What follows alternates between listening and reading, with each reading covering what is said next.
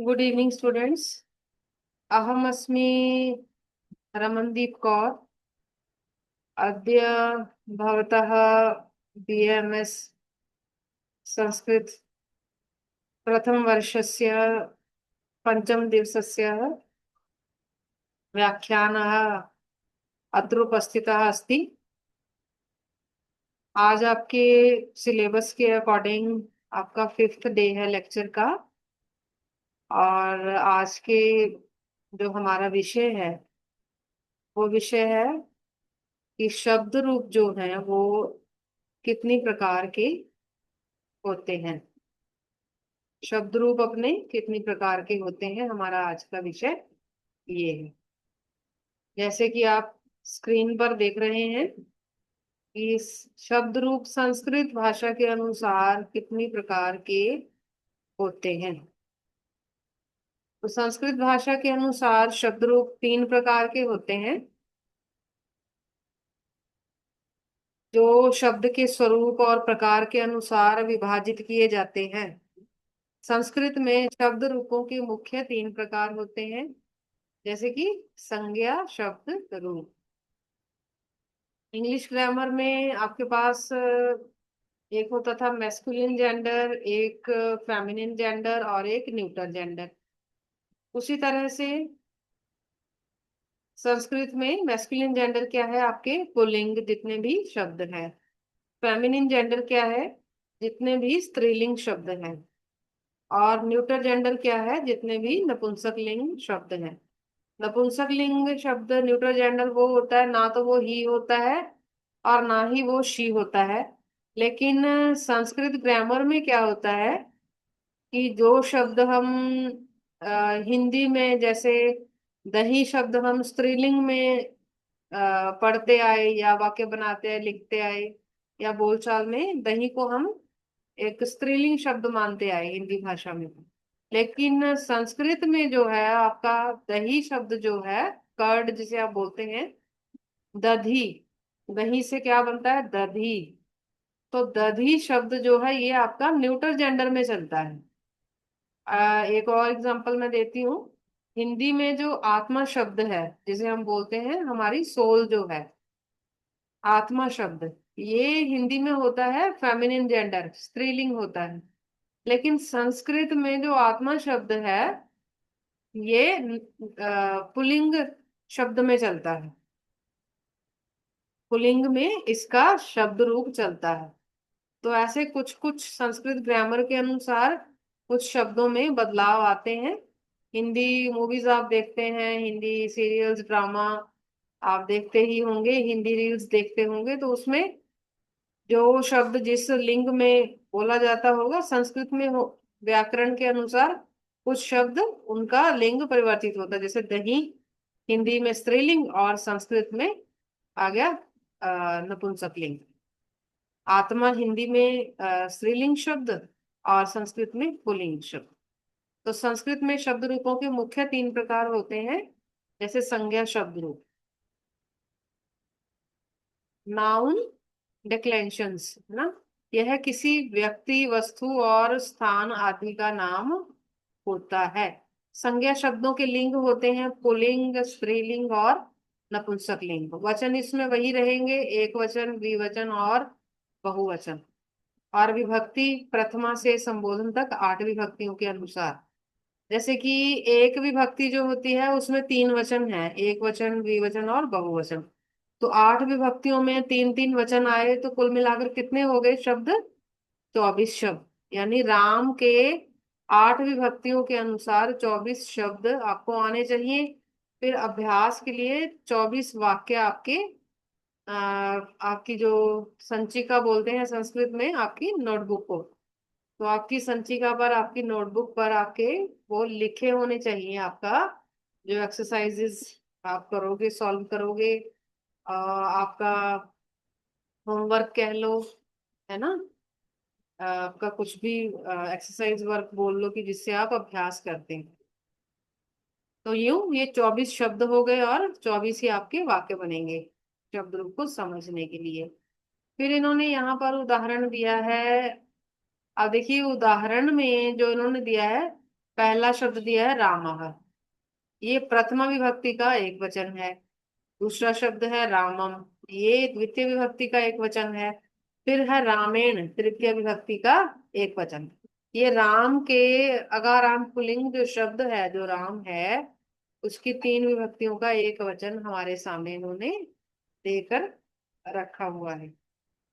और फिर आगे जाके इन्होंने स्त्रीलिंग शब्द हमें समझाने की कोशिश की है। ये देखिए स्त्रीलिंग शब्द, स्त्रीलिंग शब्द में जो ये है सीता, ये है प्रथमा विभक्ति का एक वचन, यानी फेमिनिन जेंडर का जब हम रूप चलाएंगे तो ये हो गया सीता। फिर द्विवचन हो गया प्रथमा विभक्ति का, सॉरी द्वितीय विभक्ति का द्विवचन हो गया सीते। और तृतीय विभक्ति का ये आ गया सीता या।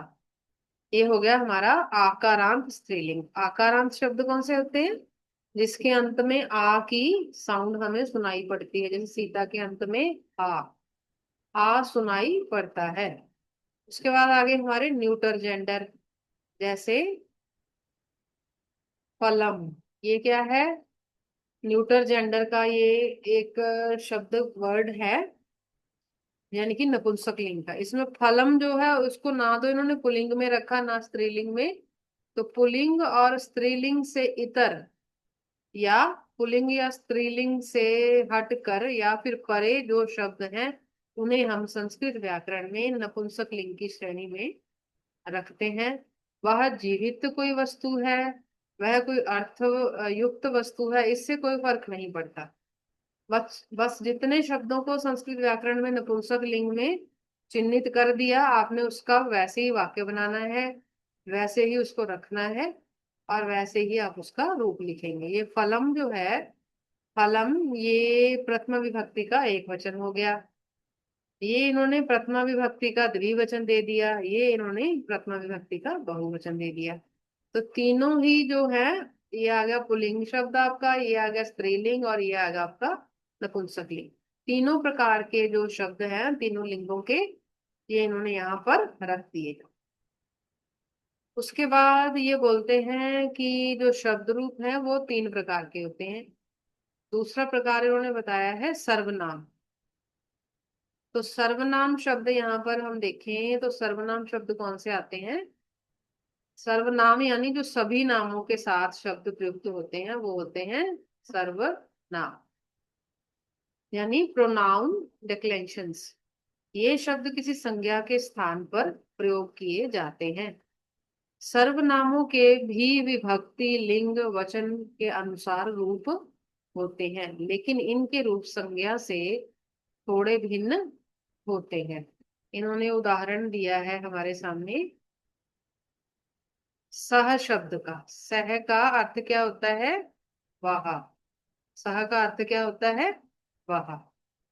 और दूसरा वर्ड इन्होंने साथ में दिया है तम, और तीसरा वर्ड साथ में दिया है तेन। तो ये क्या दिखाया है इन्होंने? पुल्लिंग शब्द का सह तम तेन, प्रथमा विभक्ति का एक वचन सह, द्वितीय विभक्ति का एक वचन तम, और वह शब्द की यानी कि सह शब्द की तृतीय विभक्ति का एक वचन इन्होंने दिखाया है तेन।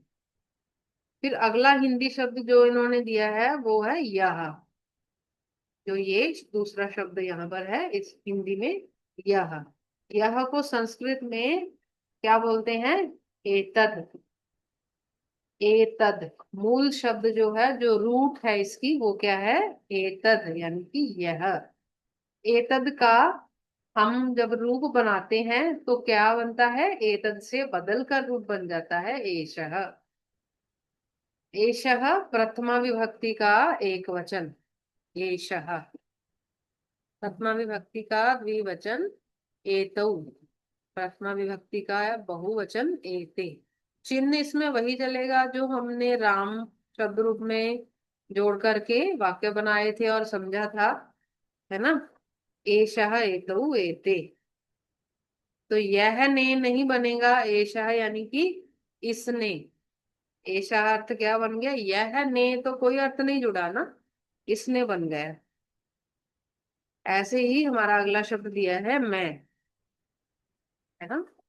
मैं शब्द जो है वो क्या है, इसका संस्कृत शब्द क्या है मैं का, इसका संस्कृत शब्द है अस्मद। और अस्मद से बदलकर यहाँ पर रूप कैसे चलेगा, अहम। ये आ गया प्रथमा विभक्ति का एक वचन, ये आ गया द्वितीय विभक्ति का एक वचन माया माम, और ये आ गया आपका तृतीय विभक्ति का एक वचन मया। ये हो गया आपके सर्वनाम। सर्वनाम अपने आप में ही एक परिभाषा है कि सभी नामों के साथ जो शब्द प्रयुक्त हो गए वह है सर्वनाम शब्द। तीसरी प्रकार के जो शब्द रूप होते हैं हमारे पास संस्कृत व्याकरण में, वो कौन से होते हैं, वो है एडजेक्टिव डिक्लेंशंस। एडजेक्टिव तो आप इंग्लिश ग्रामर में समझ कर आए हैं, पढ़ के आए हैं। यह किसी संज्ञा या सर्वनाम की विशेषता बताने वाले शब्द होते हैं।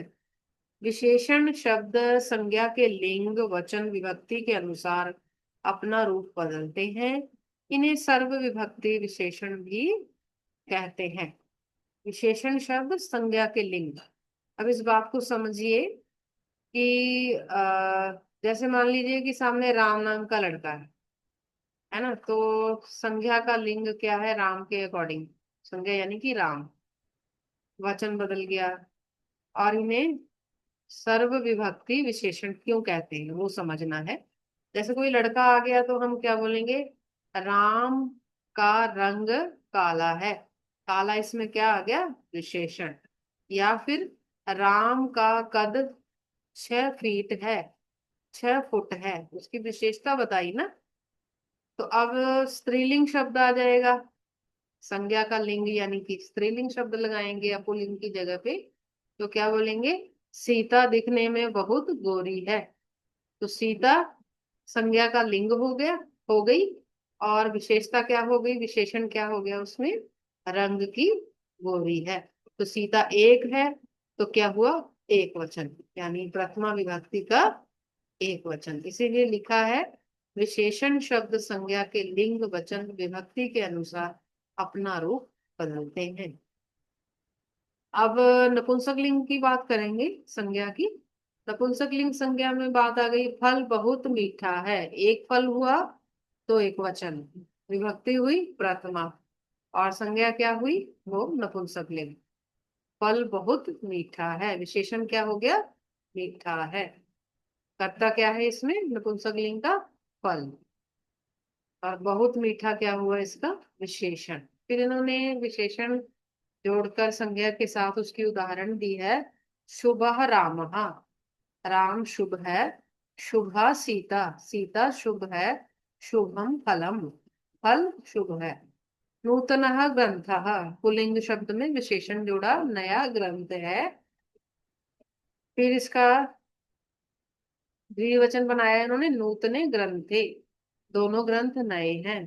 फिर बहुवचन बनाकर दिखाया, नूतनई ग्रंथई, बहुत सारे ग्रंथ, नए ग्रंथ हैं, बहुत सारे नए ग्रंथ हैं। तो इसका जो हमारा निष्कर्ष है, जिसे आप देखते हैं, कंक्लूजन बोलें या इसका समरी बोलें आप, है ना, वो क्या है, संज्ञा शब्द रूप, इसमें नामवाचक शब्द आ गए राम सीता और फल। सर्वनाम शब्द रूप संज्ञा के स्थान पर प्रयुक्त सह एषः और अहम। और विशेषण शब्द रूप आ गए संज्ञा और सर्वनाम की विशेषता, शुभ अथवा नूतनः। फिर इसके बाद शब्द रूप की जो परिभाषा है, जो आपकी ग्रामर बुक आपको लगी है बीएमएस फर्स्ट ईयर संस्कृत के सिलेबस में, उसके अकॉर्डिंग अगर हम संस्कृत में समझें तो शब्द रूप की परिभाषा संस्कृत में अगर आपको पेपर में पूछा जाएगा शब्द रूपः कः, तो परिभाषा बड़ी ही सरल दी है। अब पहले आपने हिंदी में ही इसे जान लिया है। तो शब्द रूपः कः, ये क्या आ जाएगा, वही जो हिंदी में पढ़ के आए हैं, एकस्य शब्दस्य विभक्ति परिवर्तनेन यह रूपभेदः दृश्यते सः शब्द रूपः इत्युच्यते। ये यहाँ पर लिखा हुआ। यानी एक शब्द की विभक्ति में परिवर्तन होने से जो शब्द रूप का भेद सामने आता है उसे हम शब्द रूप कहकर संबोधित करते हैं। इसके बाद इसका उदाहरण जो इन्होंने दिया है, राम शब्दस्य रूपाणी, इन्होंने जो यहाँ पर दे रखा है राम शब्दस्य रूपाणी, इसमें रामः रामो रामः, ये प्रथमा विभक्ति का एक वचन द्विवचन और बहुवचन दिखा दिया। फिर रामम रामाभ्याम और रामई, ये रामम द्वितीय विभक्ति का एक वचन आ गया, और रामाभ्याम तृतीय विभक्ति का द्विवचन दिया है, और रामई तृतीय विभक्ति का बहुवचन इन्होंने दे रखा है। जो यहाँ पर ये रामम डाला है ये द्वितीय विभक्ति का एक वचन, रामाभ्याम तृतीय विभक्ति का द्विवचन, रामई तृतीय विभक्ति का बहुवचन। एते सर्वे रूप भेदाः राम इत्यस्य एकस्यैव शब्दस्य भिन्न भिन्न विभक्तिषु प्रयोगं दर्शयन्ति। ये इसका अर्थ है ये सारे शब्द राम नामक कर्ता के भिन्न भिन्न विभक्ति में प्रयोग को दर्शा रहे हैं। अतः, फिर इन्होंने अतः का मतलब होता है संस्कृत में इसलिए। फिर है एकस्य पदस्य विभक्त्याः अनुसारम यत रूपांतरम भवति, एक ही पद के जब विभक्ति के अनुसार जो बदलाव आते हैं तदेव शब्द रूपम इत्युच्यते, उसे ही सब शब्द रूप कहकर संबोधित किया जाता है, शब्द रूप कहा जाता है। फिर है राम शब्द रूप प्रत्येक विभक्ति में, ये उदाहरण दिए हैं। राम शब्द जो है वो पुल्लिंग शब्द है, प्रथमा विभक्ति में एक वचन रूपेण आधारभूतः अस्ति, पहला वचन जो है उसमें कर्ता को आधार माना जाता है। जैसे पुल्लिंग शब्द है राम, और प्रातिपदिकम यानी कि आरंभिक जो शब्द है, जैसे हमारे जब हम हिंदू पंचांग के अनुसार तिथि को गणना आरंभ करते हैं ना, कि शुक्ल पक्ष की प्रतिपदा या फिर कृष्ण पक्ष की प्रतिपदा, प्रतिपदा का अर्थ होता है कृष्ण पक्ष की या शुक्ल पक्ष की पहली तिथि। तो यहाँ पर प्रातिपदिकम यानी कि राम शब्द की प्रथमा या पहली या फिर फर्स्ट विभक्ति, और इसमें कर्ता क्या है राम, और प्रत्येक जो विभक्ति है वो वचन के अनुसार ही आगे में उसका शब्द अथवा वाक्य बनाना पड़ता है। प्रत्येक विभक्ति ही जमावचनः अनुसारम रूपाणि निम्नवत, विभक्ति एक वचनम द्विवचनम बहुवचनम, प्रथमा का वही रूप आ गया रामः रामो रामाः। फिर इन्होंने आगे द्वितीय विभक्ति का रूप दिखाया है, इसमें द्वितीय का रूप आ गया रामम रामौ रामाण। फिर तीसरी विभक्ति का आ गया रूप, उसमें क्या आ गया करण कारक, रामेण रामाभ्याम रामई। चतुर्थी विभक्ति में संप्रदान, रामाय रामाभ्याम रामेभ्यः। पंचमी विभक्ति में अपादान, रामाभ्याम रामेभ्यः। षष्ठी विभक्ति में रामस्य रामयोः रामाणाम। सप्तमी में रामे रामयोः रामेषु। अष्टमी संबोधन में हे रामौ हे रामाः, जिसमें हम संबोधन करते हैं, रिस्पेक्ट से किसी को बुलाते हैं। फिर नेक्स्ट है हमारे पास लिंग त्रय, यानी कि तीनों लिंगों में शब्द रूप की परिभाषा क्या होती है। पुल्लिंग शब्द रूप, पुल्लिंग शब्द आ गए, यह शब्द पुरुषवाचकः सः पुल्लिंग शब्दः, एतेषाः शब्दानां विभक्त्यानुसारं रूपभेदः पुल्लिंग शब्द रूपम इति कथ्यते। जिसमें पुल्लिंग शब्द रूप का भेद सामने दिखाई पड़े वो है हमारा पुल्लिंग शब्द रूप। और या शब्द स्त्रीवाचकाः सन्ति ते स्त्रीलिंग शब्दाः, जो स्त्रीलिंग अर्थ का बोध करवाते हैं उन्हें हम स्त्रीलिंग शब्द कहते हैं। तेषां विभक्त्यानुसारम यह रूप भेदः दृश्यते सः स्त्रीलिंग शब्द रूपम इत्युच्यते। वे भी विभक्ति के अनुसार जो रूप भेद बनता है उसे हम स्त्रीलिंग शब्द बोलते हैं। उदाहरण क्या है इसका? स्त्रीलिंग का उदाहरण है सीता, प्रथमा विभक्ति का एक वचन। सीताम, द्वितीय विभक्ति का एक वचन। सीतया, तृतीय विभक्ति का एक वचन। सीतायै, चतुर्थी विभक्ति का एक वचन। सीतायाः, पंचमी विभक्ति का एक वचन, इत्यादि। एते सीता इत्यस्य स्त्रीलिंग शब्द रूपाणि।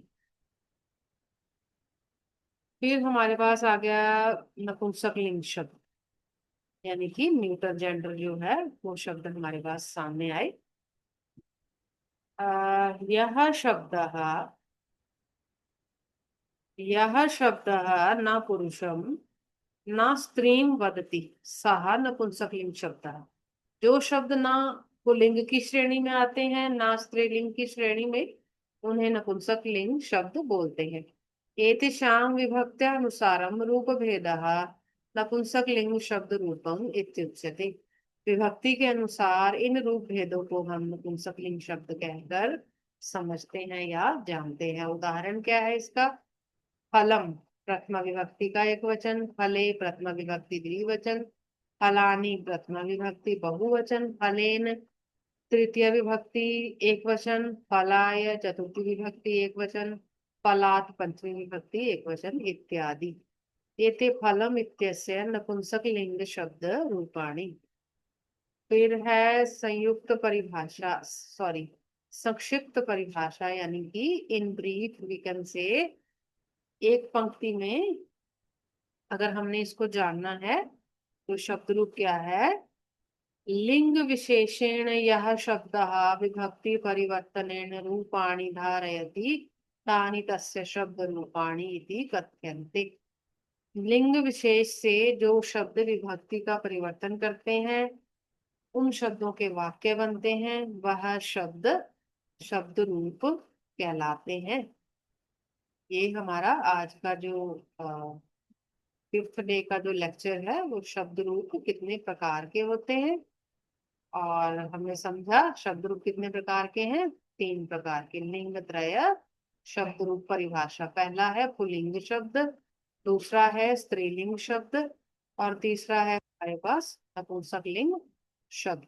ये 3 प्रकार के हमारे पास शब्द हैं। तो आज का विषय आपको अच्छी प्रकार से समझ में आया होगा। नेक्स्ट लेक्चर के साथ मिलते हैं एक न्यू टॉपिक के साथ। Good bye, God bless you all.